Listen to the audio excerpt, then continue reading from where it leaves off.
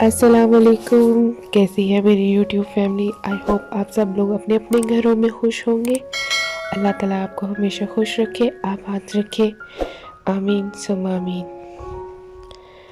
तो यहाँ पे मैं सरसों का साग बना रही थी और ये सरसों का साग मैंने गाँव से मंगवाया था और स्पेशली कहकर मंगवाया था कि मुझे मोटली गंदलों वाला साग चाहिए और बिल्कुल मेरी पसंद का उन्होंने साग जो था तोड़ के भेजा है और मुझे बहुत ज़्यादा पसंद आया था।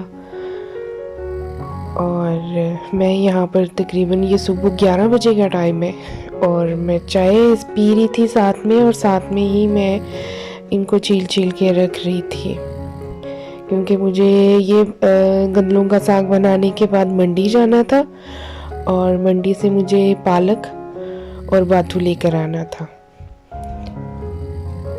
तो पहले मैंने साग को छील लिया था और बाद में फिर मैंने इनको जल्दी जल्दी से काट लिया।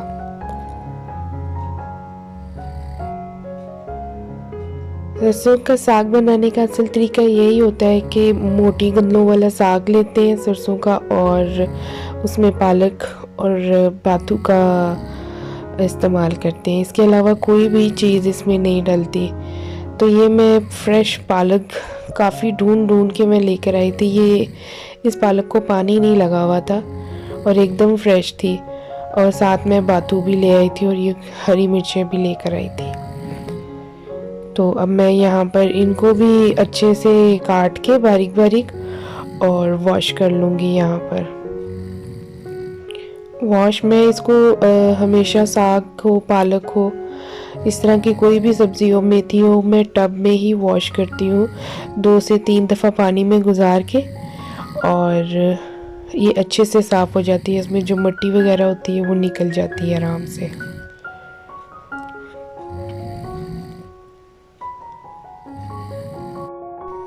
आज ठंड भी बहुत ज़्यादा थी और मैं बाहर ज़ेन में ही बैठ के मैंने इसको वॉश किया था क्योंकि पहले ये होता था कि जब अम्मी थी तो बस ऑर्डर देना होता था कि अम्मी जी साग बनाकर भिजवा दें तो साग बन के आ जाता था। तो इतनी जंजल में पड़ते ही नहीं थे कि सब्ज़ी काटनी है, पालक काटनी है, साग काटना है।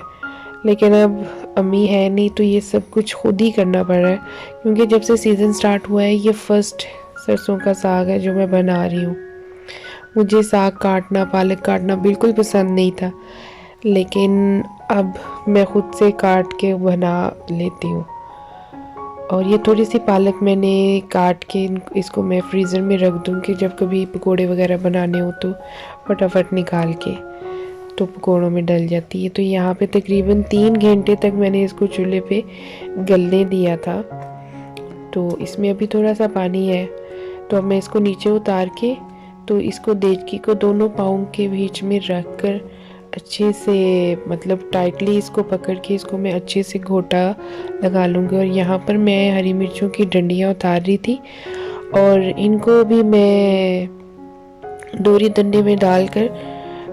में डालकर कूट लूँगी क्योंकि मेरा बिल्कुल दिल नहीं कर रहा था कि मैं इसको मशीन में डाल के साग को ग्राइंड करूँ। बिल्कुल मैं हाथ से जो कोट ना लगाकर साग बनाया जाता है वो खाने को दिल कर रहा था। तो मैंने यहाँ पे हरी मिर्चों को थोड़ा सा नमक डाल के इनको भी कूट लिया था और साग को भी घोटा लगा लिया था।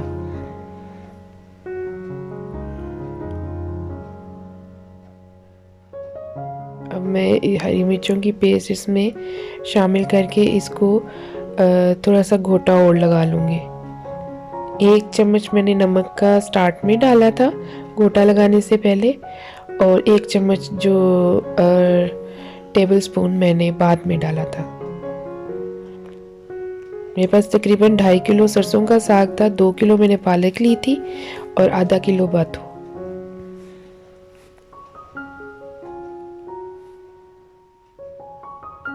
और माशाल्लाह से अच्छे से गोटा लग गया था इसमें। और यहाँ पर मैंने इसको चूल्हे में रख कर इसमें खुश्का डाल दिया था क्योंकि इसमें जो मॉइस्चर वगैरह है वो खुश्की के जो होगा वो ऑब्जर्व कर लेगा।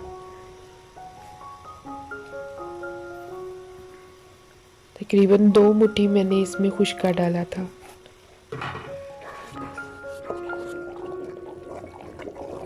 और इसको अच्छे से मिक्स कर लेना ताकि इसकी गुठली भी ना बने।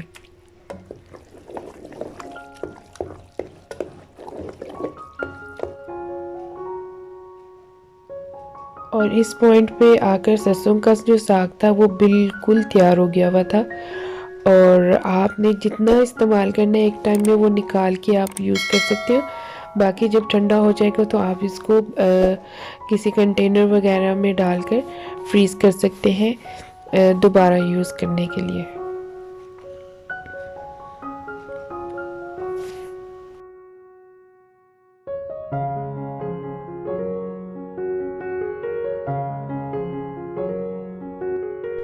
अब मैंने इसका फ्लेम ऑफ करके इसको साइड पे रख दूँगी।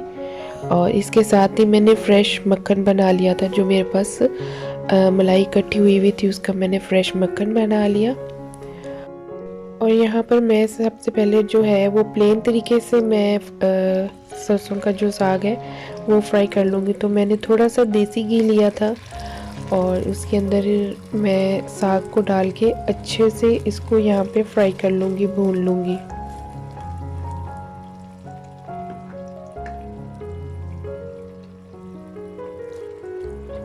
और इस पॉइंट पे अगर आप इसको टेस्ट करें, इसमें अगर नमक कम है तो थोड़ा सा नमक डाल लें।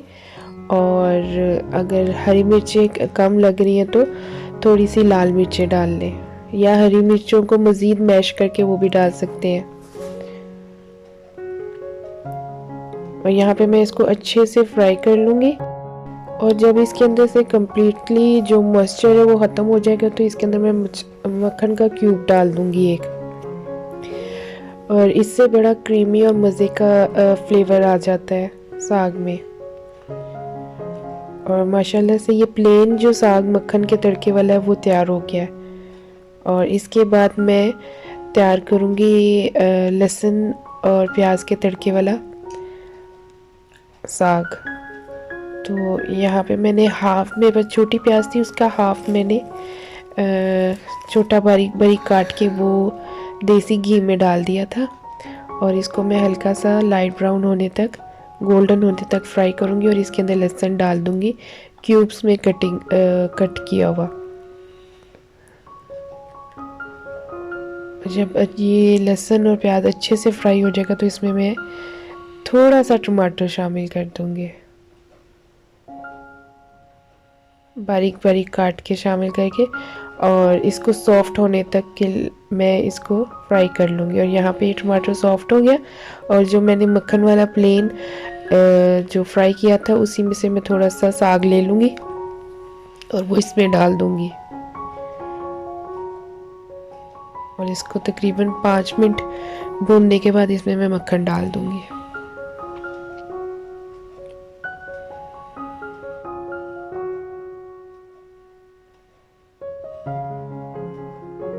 और जैसे ही ये अंदर मेल्ट हो जाएगा तो मैं इसका फ्लेम ऑफ कर दूँगी और ये बिल्कुल तैयार है।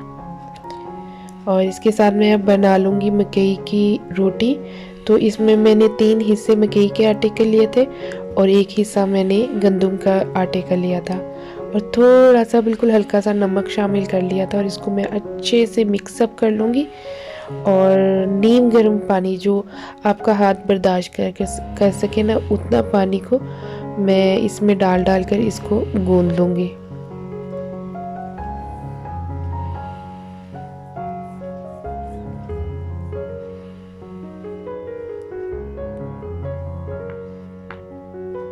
इसको जो मकई का आटा होता है इसको ज़रा मसल के गूंदते हैं। तो मैं इसको ज़रा 10 मिनट तक ऐसे मसल के गूंद लूँगी। और जब ये गूंदा जाएगा तो इसको तकरीबन आधे घंटे का रेस्ट दूँगी। और उसके बाद मैं इसकी रोटियां बना लूँगी।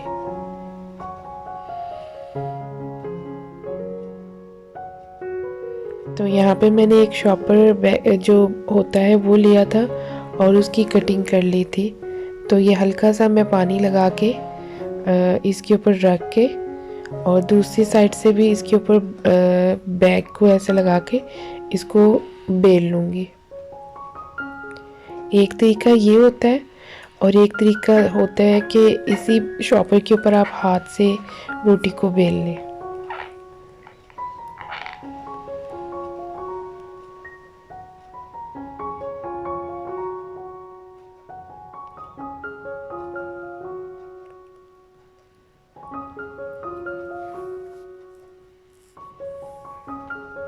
अगर आप इस तरीके से रोटी बनाते हैं तो आपकी रोटी टूटती भी नहीं है और गोल भी बन जाती है। तो यहाँ पे मैंने थोड़ा सा देसी घी और थोड़ा सा मक्खन लेके इसको फ्राई कर लूँगी अच्छे से। मुझे ज़रा बारीक और क्रिस्पी रोटी पसंद है मकई की।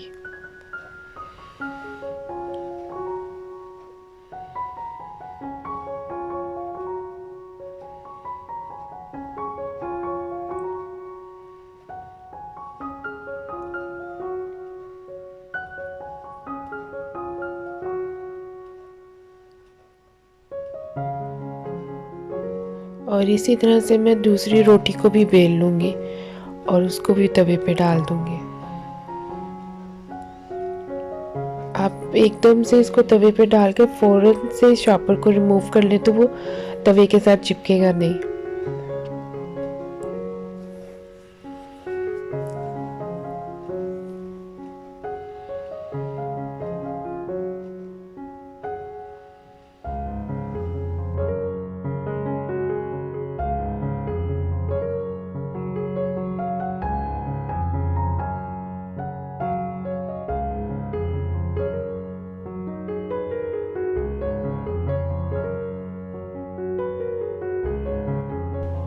माशाल्लाह से जितना मैंने आटा गूंदा था मेरी आराम से इस आटे में 5 रोटियां बन गई थी।